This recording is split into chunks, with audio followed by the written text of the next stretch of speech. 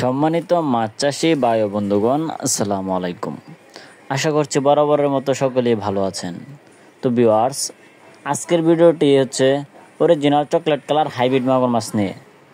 আপনারা যারা পুকুরে উন্নত জাতের হাইব্রিড মাগুর মাছ চাষ করে অল্প দিনে স্বাবলম্বী হতে চান, তাদের জন্য আজকের এই ভিডিওটি। আপনারা যারা ভাবছেন অল্প পুঁজিতে কী ধরনের মাছের ব্যবসা শুরু করা যায়, তাদেরকে আমি বলবো আপনারা অরিজিনাল হাইব্রিড মাগুর মাছ চাষ করে অল্প খরচে এই মাছগুলো অধিক তাড়াতাড়ি এবং অল্প দিনের ভিতরে বাজারজাত করতে পারবেন। তো ভিউয়ার্স, চলেন জেনে আসি এই মাছগুলি কত দিনে আপনারা বাজারজাত করতে পারবেন এবং কি এই মাছগুলোকে কী কী খাদ্য খাওয়ানি প্রয়োজন। তো ভিউয়ার্স, আপনারা আমার স্ক্রিনে দেখতে পাচ্ছেন এটি চকলেট কালার হাইব্রিড মাগুর মাছের পোনা।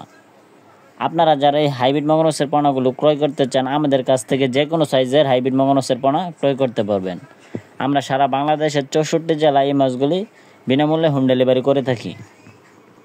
আমাদের কাছ থেকে আপনারা পেয়ে যাবেন 1.5 ইঞ্চি 2 ইঞ্চি থেকে সর্বোচ্চ 5 ইঞ্চি পর্যন্ত সাইজ অ্যাভেলেবেল পেয়ে যাবেন। তো ভিউয়ার্স, চলেন জেনে আসি এই মাছগুলি আপনারা কোন ধরনের পুকুরে চাষাবাদ করতে পারবেন। ভিউয়ার্স, মূলত এই মাছগুলি চাষ করতে হলে কোনো পুকুর প্রস্তুত করার প্রয়োজন হয় না। এটি যে কোনো নোংরা আবর্জনা পুকুরেও খুব সহজে চাষাবাদ করতে পারবেন।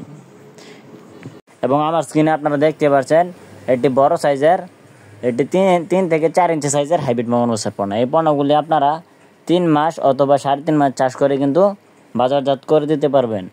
তো ভিউয়ার্স, চলেন আগে জানি এই মাছগুলি অল্প খরচে কীভাবে আপনারা চাষাবাদ করতে পারবেন। যেমন ধরেন, আপনাদের যাদের নোংরা আবর্জনা পুকুর আছে অথবা পরিত্যক্ত পুকুর, কোনো মাছ চাষ করতে পারছেন না, ওই ধরনের পুকুরে এই মাছগুলো খুব সহজেই কালচারের জন্য দিতে পারবেন। এবং এই মাছগুলি ওই সব পুকুরে প্রাকৃতিক খাদ্য তৈরি থেকে শুরু করে আপনাদের ব্রয়লার লিটার যাদের আছে, তারা এই ব্রয়লার লিটার খাওয়িয়ে কিন্তু এই মাছগুলোকে অল্প সময়ের ভিতরেই বৃদ্ধি করাতে পারবেন। ভিউয়ার্স, আমরা জানি এই মাছগুলি রাক্ষসীয় প্রজাতির হাইব্রিড মাগুর মাছের পোনা। এরা সহজে মারা যায় না এবং এদের রোগবালাই খুবই কম। তো আমি সাজেস্ট করব, যারা আপনারা অল্প পুঁজিতে মাছ চাষ শুরু করতে চান, কোনো লসের হার না বইতে চাইলে এই মাছগুলি চাষ করতে পারেন।